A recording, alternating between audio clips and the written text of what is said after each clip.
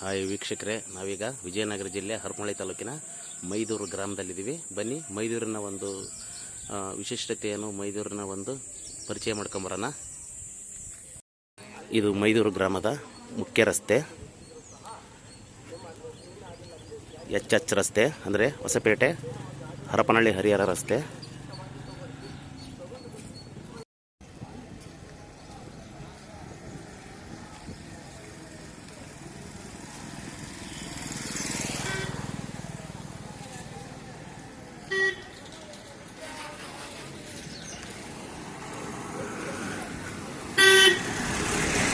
ಮುಖ್ಯ ರಸ್ತೆ ಮೈದೂರು.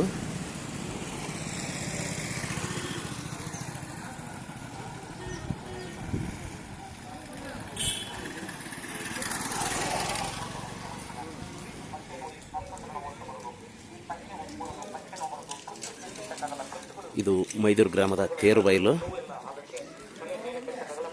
ಇದು ತೇರುಬೈಲು.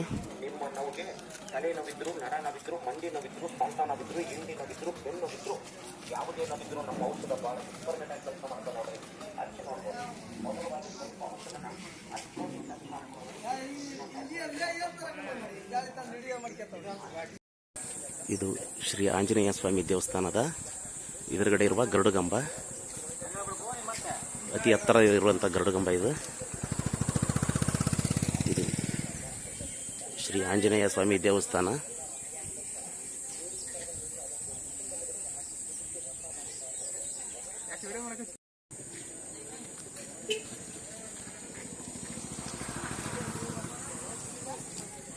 ಇದು ಶ್ರೀ ಮೈದೂರಿನ ಶ್ರೀ ಆಂಜನೇಯ ಸ್ವಾಮಿ ದೇವಸ್ಥಾನ. ಸಾಮಾನ್ಯವಾಗಿ ಒಂದು ಹಳ್ಳಿನಲ್ಲಿ ಒಂದು ಆಂಜನೇಯ ಸ್ವಾಮಿ ಇರುವುದು ವಾಡಿಕೆ, ಆಂಜನೇಯ ಸ್ವಾಮಿ ದೇವಸ್ಥಾನ ಇರುವುದು ವಾಡಿಕೆ. ಆದರೆ ಮೈದೂರು ಮಹಾಗ್ರಾಮದಲ್ಲಿ 5 ಆಂಜನೇಯ ಸ್ವಾಮಿ ದೇವಸ್ಥಾನಗಳು ಮತ್ತು 5 ಕರಿಗಲ್ಲುಗಳು ಇದೆ. ಅದಕ್ಕೋಸ್ಕರನೇ ಈ ಊರನ್ನು 5 ಊರು ಸೇರಿ ಮೈದೂರು ಅಂತ ಕರೆಯೋದು. 5 ಊರು ಸೇರಿ ಮೈದೂರು ಅಂದರೆ ಈ ಊರಿಗೆ 5 ಹಳ್ಳಿಗಳು ಅಂದಿನ ಕಾಲದಲ್ಲಿ, ಇತಿಹಾಸದ ಕಾಲದಲ್ಲಿ ಸೇರಿಕೊಂಡಿರೋದು. ಹಂಗಾಗಿ 5 ಹಳ್ಳಿಗಳು ಸೇರಿ ಒಂದು ಗ್ರಾಮವಾಗಿದೆ ಇದು. ಅದಕ್ಕೆ ಇದನ್ನು 5 ಊರು ಸೇರಿ ಮೈದೂರು ಅಂತ ಕರೀತಾರೆ. ನಮ್ಮ ಹರಪನಹಳ್ಳಿ ತಾಲೂಕಿನ ಪುರಾತನ ಗ್ರಾಮಗಳಲ್ಲಿ ಮೈದೂರು ಪ್ರಮುಖವಾದದ್ದು. ಇದರ ಇತಿಹಾಸ ತುಂಬಾ ಇದೆ. ವಿಜಯನಗರ ಸಾಮ್ರಾಜ್ಯದ ಕಾಲದಲ್ಲಿ ಇದು ಒಂದು ವಿದ್ಯಾಕೇಂದ್ರ ಮತ್ತು ವಾಣಿಜ್ಯ ಕೇಂದ್ರವೂ ಕೂಡ ಆಗಿತ್ತು. ಇಲ್ಲಿ ವಿದ್ಯಾಕೇಂದ್ರದ ಅಗ್ರಹಾರ ಕೂಡ ಇತ್ತು.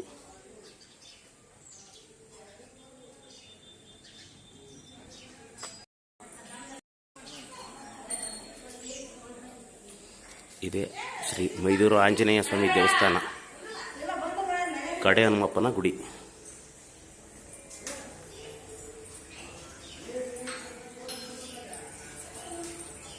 ಪೂಜಾರಿ ಯಾರು ಇಲ್ಲ ಅನ್ಸುತ್ತೆ, ಬಾಗಿಲಾಕಿದ್ದಾರೆ.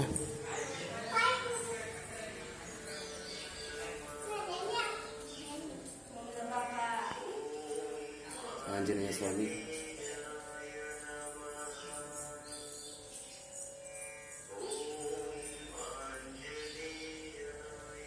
ಸುಪ್ರಸಿದ್ಧ ಇತಿಹಾಸವಿದ್ದಂಥ ಆಂಜನೇಯ ಸ್ವಾಮಿ ದೇವಸ್ಥಾನ. ಇದು ಐತಿಹಾಸಿಕ ಆಂಜನೇಯ ಸ್ವಾಮಿ ದೇವಸ್ಥಾನ.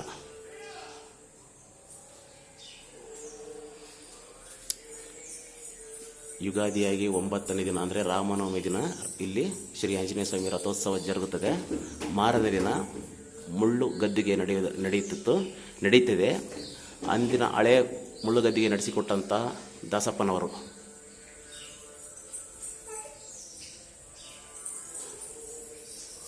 ಇವರು 53 ಪವಾಡಗಳನ್ನು ನಡೆಸಿ ನಿಧನರಾಗಿದ್ದಾರೆ.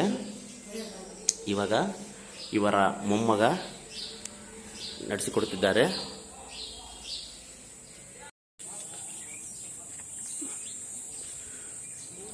ಮೈದೂರು ಗ್ರಾಮ ಚಿಕ್ಕ ಗ್ರಾಮವೇನಲ್ಲ, ಇದು ದೊಡ್ಡ ಗ್ರಾಮವೇ, ತುಂಬ ದೊಡ್ಡ ಗ್ರಾಮ.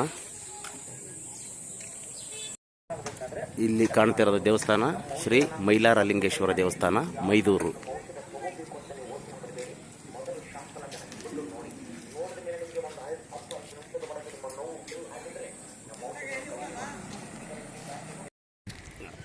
ಸಾಮಾನ್ಯವಾಗಿ ಇದು ಮೈದೂರು ಗ್ರಾಮದ ಶ್ರೀ ಮೈಲಾರಲಿಂಗೇಶ್ವರ ದೇವಸ್ಥಾನ.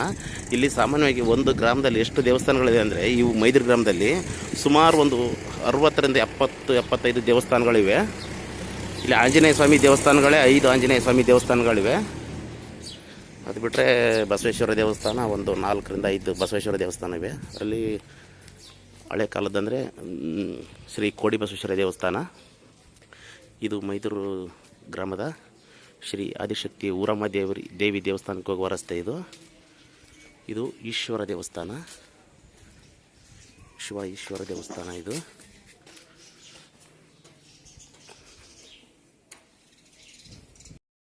ಕರಗಲ್ಲು ಒಂದು ಊರಿಗೆ ಗ್ರಾಮಕ್ಕೆ 5 ಕರಗಲ್ಲು ಯಾವ ಊರಲ್ಲಿ ಇರಲ್ಲ. ಸಾಮಾನ್ಯವಾಗಿ 5 ಆಂಜನೇಯ ಸ್ವಾಮಿ ದೇವಸ್ಥಾನ, 5 ಕರಗಲ್ಲು ಯಾವ ಊರಲ್ಲಿ ಇರಲ್ಲ. ಆದರೆ ಈ ಮೈದೂರು ಗ್ರಾಮದಲ್ಲಿ ಇದೆ. ಅದು ವಿಶೇಷತೆ, ಈ ಊರಿನ ವಿಶೇಷತೆ. ಈ ಕರಗಲ್ಲು ಅಂದರೆ ಇಲ್ಲಿದೆ ನೋಡಿ. ಕರಗಲ್ಲು ಅಂದರೆ ಇದು ಕರಗಲ್ಲು ಅಂದರೆ ವಿಶೇಷತೆ ಅಂದರೆ ಊರಿನ ತಲೆಮಾರು ಹಿರಿತನ. ಈಗ ನನ್ನ ಒಂದು ಮನೆಯಲ್ಲಿ ಇದು ಒಂದು ನಿಮಿಷ ಇಲ್ಲಿ ನೋಡಿ. ಇದು 2ನೇ ಆಂಜನೇಯ ಸ್ವಾಮಿ ದೇವಸ್ಥಾನ. ಇದಕ್ಕೆ ನಡ್ಲಾನ್ ಆಂಜನೇಯ ಸ್ವಾಮಿ ದೇವಸ್ಥಾನ ಅಂತ ಕರೀತಾರೆ. ಇದು ಒಂದು ಕರಗಲ್ಲು ಅಂದರೆ ಮನೆಯಲ್ಲಿ ಈಗ ಹಿರಿಯರು ಇರ್ತಾರಲ್ಲ, ಅದೇ ಥರ ಊರಿಗೆ ಅದು ಹಿರಿತಲೆ ಕರಿಗಲ್ಲು. ಇದು ಹಳ್ಳಿಕಟ್ಟಿ ಆಂಜನೇಯ ಸ್ವಾಮಿ ದೇವಸ್ಥಾನ, ಚಿಕ್ಕದಾಗಿದೆ. ಈಗ 3 ಆಂಜನೇಯ ಸ್ವಾಮಿ ದೇವಸ್ಥಾನ ಅದು.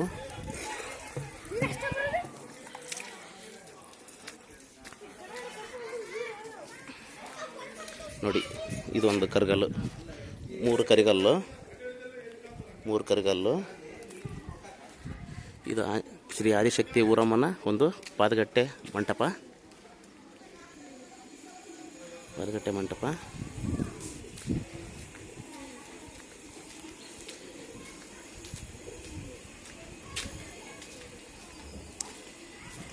ಕರಿಗಲ್ಲು ಇಲ್ಲೊಂದಿದೆ.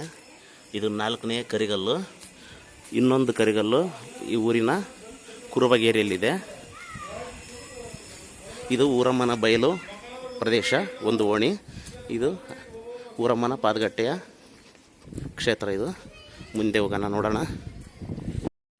ನಾವೀಗ ಬಂದಿರೋದು ಶ್ರೀ ಆದಿಶಕ್ತಿ ಊರಮ್ಮನ ದೇವಸ್ಥಾನಕ್ಕೆ. ಇಲ್ಲಿ ಆಂಜನೇಯ ಸ್ವಾಮಿ ದೇವಸ್ಥಾನ ಇದೆ. ಇದನ್ನು ಸೇರಿದರೆ 4ನೇದಾಗುತ್ತೆ. ಇನ್ನೊಂದು ಊರಿನ ಹೊರಗಡೆ ಇದೆ, ಸ್ವಲ್ಪ ದೂರದಲ್ಲೇ ಇದೆ. ಅದು 5ನೇ ಆಂಜನೇಯ ಸ್ವಾಮಿ ದೇವಸ್ಥಾನ. ಆವಾಗ ಅಲ್ಲಿ ಊರಿತ್ತಂತೆ ಹಳ್ಳಿ. ಇವಾಗ ಅದು ಆಂಜನೇಯ ಸ್ವಾಮಿ ದೇವಸ್ಥಾನ ಮಾತ್ರ ಅಲ್ಲಿರೋದು. ಊರೆಲ್ಲ ಈ ಕಡೆಗೆ ಶಿಫ್ಟ್ ಆಗಿ 5 ಹಳ್ಳಿಗಳು ಈ ಕಡೆ ಸೇರಿರೋದು. ಇದು ಇಲ್ಲಿ ಮೇಲ್ಗಡೆ ಇರೋದು ಜಾತ್ರೆಗಳಲ್ಲಿ ಮತ್ತು ಅಮಾವಾಸ್ಯೆ ದಿನ ಪ್ರಸಾದ ವಿನಿಯೋಗ ಆಗುತ್ತೆ. ಇಲ್ಲಿ ಅಮ್ಮನವರ ಒಂದು ಪ್ರಸಾದ. ಇದು ಅಮ್ಮನವರ ದೇವಸ್ಥಾನ, ಶ್ರೀ ಆದಿಶಕ್ತಿ ಊರಮ್ಮನವರ ದೇವಸ್ಥಾನ. ಊರಮ್ಮನ ಪವಾಡಗಳು ಅಷ್ಟಿಷ್ಟಲ್ಲ. ಈ ಹಳ್ಳಿ ಜನರು, ಈ ಗ್ರಾಮದ ಜನರು ಹೇಳುವ ಪ್ರಕಾರ ಊರಮ್ಮನನ್ನು ವರ್ಷಕ್ಕೊಂದು 2 ಬಾರಿ ಮಾತ್ರ ಹೊರಗಡೆ ತೆಗೆಯೋದು. ಬಾಕಿ ದಿನ ಎಲ್ಲ ಮರದ ಪೆಟ್ಟಿಗೆಯಲ್ಲಿ ಇಟ್ಟಿರ್ತಾರೆ. ಇವಾಗ ಖಾಲಿ ದಿನದಲ್ಲಿ ಅಂದರೆ ಬಿಡಿ ದಿನದಲ್ಲಿ ನೋಡಲಿ ಅಂತ ಒಂದು ಕಲ್ಲಿನ ಶಿಲೆಯನ್ನು ಮಾಡಿಸಿ ಊರಮ್ಮನ ಮೂರ್ತಿಯನ್ನು ಮಾಡಿಸಿ ಇಟ್ಟಿದ್ದಾರೆ.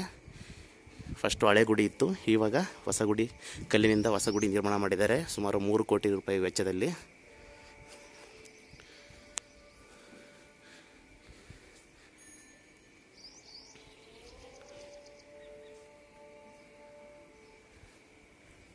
ಇದು ಊರಮ್ಮನ ದೇವಸ್ಥಾನ.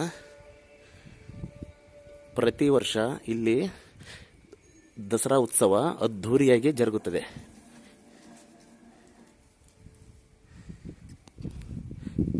ಸುತ್ತ ಅಂದರೆ ಮೈಸೂರು ಬಿಟ್ಟರೆ ಮೈದೂರು 2ನೇ ದಸರಾ ಅಂತ ಇಲ್ಲಿ ಪ್ರಸಿದ್ಧಿ ಪಡೆದಿದೆ. ಅಷ್ಟೊಂದು ಹೆಸರುವಾಸಿಯಾದಂಥ ದಸರಾ ಉತ್ಸವ ಇಲ್ಲಿ ನಡೆಯುತ್ತದೆ ಮೈದೂರಲ್ಲಿ. ಈ ವಿಡಿಯೋ ನೋಡಿದಂತಹ ವೀಕ್ಷಕರು ಒಂದು ಸಾರಿ ಮೈದೂರಿಗೆ ಬಂದು ದಸರಾ ಉತ್ಸವ ನೋಡಿ, ಗೊತ್ತಾಗುತ್ತೆ. ಸೂಪರಾಗಿ ದಸರಾ ಆಗುತ್ತೆ ಇಲ್ಲಿ. ನಾನು ಬಂದಿದ್ದೀನಿ ಮೈದೂರು ದಸರಾಕ್ಕೆ. ನೋಡಿ, ಇದು ಅಮ್ಮನವರ ಭವ್ಯ ದಿವ್ಯ ಅಮೃತ ಮೂರ್ತಿ ಶ್ರೀ ಊರಮ್ಮದೇವಿ ಮೈದೂರು. ಒಳಗಡೆ ಕಾಣ್ತಿರ್ತಕ್ಕಂಥ ಅದು ತಿಜೋರಿ ಕಾಣ್ತಾ ಇದೆಯಲ್ಲ, ಅಲ್ಮೇರ, ಅದರೊಳಗಡೆ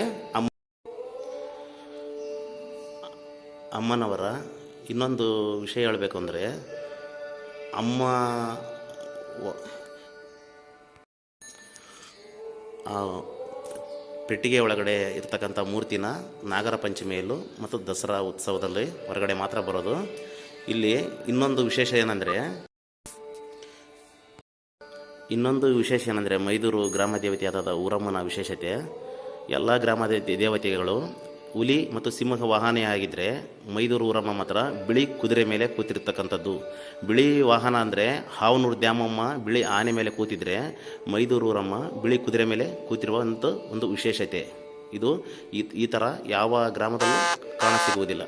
ಇದೊಂದು ವಿಶೇಷತೆ.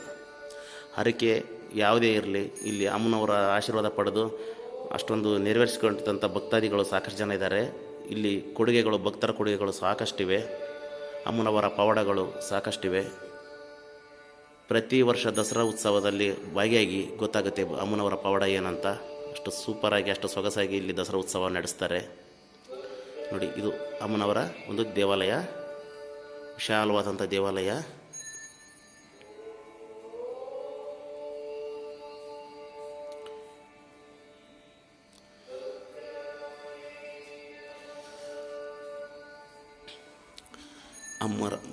ಅಮ್ಮನವರು ಪೆಟ್ಟಿಗೆಯಲ್ಲಿ ಇದ್ದಾರಲ್ಲ, ಅವರ ಮೂರ್ತಿ ಈ ಥರ ಕೂರಿಸಿದಾಗ ಈ ಥರ ಕಾಣ್ತಾರೆ. ನೋಡಿ, ಅಮ್ಮನವರ ಮೂರ್ತಿ. ಇದು ಕೈ ಬರಹ. ಇದು ಇಲ್ಲಿಯ ಯುವಕರು ಬರೆದಂಥ ಅಂದರೆ ಉದಯ್ ಬಡಿಗೇರವರು ಬರೆದಂಥ ಇದು ಮೂರ್ತಿ. ಇದು ಚಿತ್ರ, ರೇಖಾಚಿತ್ರ. ನೋಡಿ ಎಷ್ಟು ಸೊಗಸಾಗಿ ಬರೆದಿದ್ದಾರೆ. ಇದೆಲ್ಲ ಬ್ರಾಹ್ಮಣರ ಅಗ್ರಹಾರ. ಇದು ಬ್ರಾಹ್ಮಣರ ಒಂದು ದೇವಸ್ಥಾನವಾಗಿದ್ದು, ಇದು ಶ್ರೀ ಲಕ್ಷ್ಮೀ ನರಸಿಂಹ ಸ್ವಾಮಿ ದೇವಸ್ಥಾನ. ಇದು ಪುರಾತನ ಗ್ರಾಮ. ಇದು ಮೈದೂರು ಐತಿಹಾಸಿಕ ಗ್ರಾಮ. ಇದು ಲಕ್ಷ್ಮೀ ನರಸಿಂಹ ಸ್ವಾಮಿಯ ದೇವಸ್ಥಾನ. ಇಲ್ಲಿ ನೋಡಿ, ಲಕ್ಷ್ಮೀ ನರಸಿಂಹ ಸ್ವಾಮಿ ಮೂರ್ತಿ. ನಾವು ಹೇಳಿದ್ವಲ್ಲ, 4ನೇ ಆಂಜನೇಯ ಸ್ವಾಮಿ ಇದೆ ಅಂತ. ಇದೆ 4ನೇ ಆಂಜನೇಯ ಸ್ವಾಮಿ. ಇವರೇ 4ನೇ ಆಂಜನೇಯ ಸ್ವಾಮಿ. ಇನ್ನೂ ಒಂದು ಆಂಜನೇಯ ದೇವಸ್ಥಾನ ಊರಿಂದ ಆಚೆಗೆ, ಊರಿನ ಹೊರಗಡೆ ಇದೆ. ಅದು ಭಾಳ ದೂರ ಏನಿಲ್ಲ, ಹತ್ತಿರ ಇದೆ. ಇವಾಗ ಬಿಸಿಲುಗಾಲ ಆಗಿದ್ದರಿಂದ ಅಲ್ಲಿಗೆ ಹೋಗೋಕ್ಕೆ ಇದಾಗಲ್ಲ, ಕ್ಷಮಿಸಬೇಕು. ಅದು ವಿಶಾಲವಾದ ಭೂಪ್ರದೇಶದಲ್ಲೇ ಇರತಕ್ಕಂಥ, ಅದಕ್ಕೆ ಇವಾಗ ಬೆಂಚೆ ಆಂಜನೇಯ ಸ್ವಾಮಿ ದೇವಸ್ಥಾನ ಅಂತ ಕರೀತಾರೆ. ಈತ ಲಕ್ಷ್ಮೀ ನರಸಿಂಹ ಸ್ವಾಮಿ ದೇವಸ್ಥಾನದ ಆಂಜನೇಯ ಎಂದು ಪ್ರಸಿದ್ಧಿಯಾಗಿದ್ದಾನೆ. ಇಲ್ಲಿ ಅಮಾವಾಸ್ಯೆ ಮತ್ತು ಜಾತ್ರೆಗಳ ದಸರಾ ಉತ್ಸವದಲ್ಲಿ ಇಲ್ಲೆಲ್ಲ ಪ್ರಸಾದ ಅಡುಗೆ ಮಾಡಲಿಕ್ಕೆ ಬಳಸಿದಂಥ ಇದು ಒಂದು ಜಾಗ. ಇದು ಇಲ್ಲಿ ನೋಡಿ, ಒಲೆ ಮಾಡಿದ್ದಾರೆ, ಸೌದೆ ಒಲೆ, ಕಟ್ಟಿಗೆ ಒಲೆ. ಇಲ್ಲಿ ಪ್ರತಿ ಅಮಾವಾಸ್ಯೆ ಮತ್ತು ದಸರಾ ಉತ್ಸವದಲ್ಲಿ ಪ್ರಸಾದ ವಿನಿಯೋಗ ಆಗುತ್ತೆ.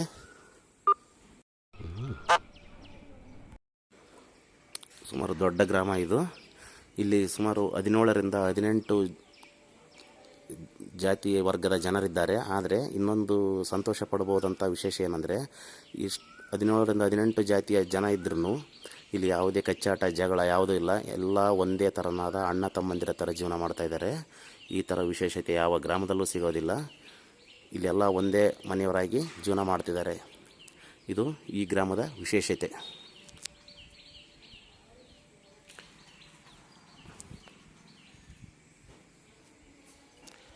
ನೋಡಿ, ಅಮ್ಮನವ್ರ ದೇವಸ್ಥಾನ ಪ್ರತಿ ಶುಕ್ರವಾರ ಮತ್ತು ಮಂಗಳವಾರ ಅಮಾವಾಸ್ಯೆ ದಿನ ಸಖತ್ ರಶ್ ಆಗಿರುತ್ತೆ ದೇವಸ್ಥಾನ. ನೋಡಿ, ಇನ್ನೊಂದು ಹೇಳಬೇಕು ಅಂದರೆ, ಹರಪನಹಳ್ಳಿಯ ರಾಜ ಸೋಮಶೇಖರ ದೊರೆ ಮೈದೂರಿನಲ್ಲಿರ್ತಕ್ಕಂಥ ತಿಮ್ಮಪ್ಪನ ವಿಗ್ರಹನ ಇವಾಗ ಅದನ್ನು ಹರಪನಹಳ್ಳಿಯ ಪಕ್ಕದಲ್ಲಿರ್ತಕ್ಕಂಥ ದೇವರ ತಿಮ್ಮಲಾಪುರದಲ್ಲಿ ಪ್ರತಿಷ್ಠಾಪನೆ ಮಾಡಿದ್ದಾನೆ. ಫಸ್ಟು ತಿಮ್ಮಪ್ಪ ಮೈದೂರಿನಲ್ಲಿ ದೊರೆತಕ್ಕಂಥ ಮೂರ್ತಿ ಅದು. ಅವಾಗ ಗೌಡ್ರ ಎತ್ತುಗಟ್ಟುವಂಥ ಗೋದಲ್ಲಿ ಸಿಕ್ಕಿರ್ತಕ್ಕಂಥ ಮೂರ್ತಿ ಅದು. ಇವಾಗ ಅದನ್ನು ಹರಪನಹಳ್ಳಿಯ ಪಕ್ಕದಲ್ಲಿರ್ತಕ್ಕಂಥ ದೇವರ ತಿಮ್ಮಲಾಪುರದಲ್ಲಿ ಪ್ರತಿಷ್ಠಾಪನೆ ಮಾಡಿದ್ದಾನೆ ರಾಜ ಸೋಮಶೇಖರ ದೊರೆ. ಇದು ಹಳೆಯ ಪೌರಾಣಿಕ ಗ್ರಾಮ. ಇದು ಇಂದಿಗೂ ಸಾಂಸ್ಕೃತಿಕತೆ, ಪ್ರತಿಯೊಂದು ಹಬ್ಬ ಹರಿದಿನಗಳು ಕಂಪ್ಯೂಟರ್ ಕಾಲದಲ್ಲೂ ಆಚಾರ ವಿಚಾರಗಳಲ್ಲೂ ಇಲ್ಲಿ ಒಂದು ಹೆಜ್ಜೆ ಪ್ರಥಮ ಸ್ಥಾನದಲ್ಲಿರ್ತಕ್ಕಂಥ ಗ್ರಾಮ ಅಂದರೆ ಅದೇ ಮೈದೂರು ಗ್ರಾಮ. ದೇವರ ವಿಚಾರವಾಗಲಿ, ಊರಿನ ವಿಚಾರವಾಗಲಿ, ಯಾವುದನ್ನೇ ಆಗಲಿ ಶ್ರದ್ಧಾ ಭಕ್ತಿಯಿಂದ ಮಾಡಿಕೊಡ್ತಕ್ಕಂಥ ಇಲ್ಲಿನ ಯುವಕರು ಮತ್ತು ಊರಿನ ಗ್ರಾಮಸ್ಥರು ಸಂಸ್ಕೃತಿ, ಆಚಾರ, ವಿಚಾರ ಮತ್ತು ಒಂದು ಪ್ರತಿಯೊಂದಕ್ಕೂ ಹೆಸರುವಾಸಿಯಾದಂತಹ ಗ್ರಾಮವೆಂದರೆ ಅದೇ ನಮ್ಮ ಹೆಮ್ಮೆಯ ಮೈದೂರು ಗ್ರಾಮ. ಯಾವಾಗಾದರೂ ಬಂದರೆ ಇಲ್ಲಿ ಪ್ರೇಕ್ಷಣೀಯ ಸ್ಥಳಗಳು ಕೂಡ ಸಾಕಷ್ಟಿವೆ. ಹಳೆ ಶಿಲಾಶಾಸನಗಳು ಇವೆ, ವಿಜಯನಗರ ಕಾಲದ್ದು ಮತ್ತು 11ನೇ ಶತಮಾನದ ಕಾಲದ್ದು ಶಿಲಾಶಾಸನಗಳು ಶ್ರೀ ಕೋಡಿಬಸವೇಶ್ವರ ದೇವಸ್ಥಾನದಲ್ಲಿ ದೊರೆತಿರ್ತಕ್ಕಂಥದ್ದು ಮತ್ತು ಈಶ್ವರ ದೇವಸ್ಥಾನದಲ್ಲಿ ದೊರೆತಿರ್ತವೆ. ಯಾವಾಗಾದರೂ ಬಂದರೆ ಭೇಟಿ ಕೊಡಿ. ನಾವು ಭೇಟಿ ಕೊಟ್ಟಿದ್ದೀವಿ. ನನ್ನ ವಿಡಿಯೋ ಇಷ್ಟ ಆದರೆ ಸಬ್ಸ್ಕ್ರೈಬ್ ಮಾಡಿ, ಲೈಕ್ ಮಾಡಿ. ಜೈ ಹಿಂದ್, ಜೈ ಕರ್ನಾಟಕ ಮಾತೆ.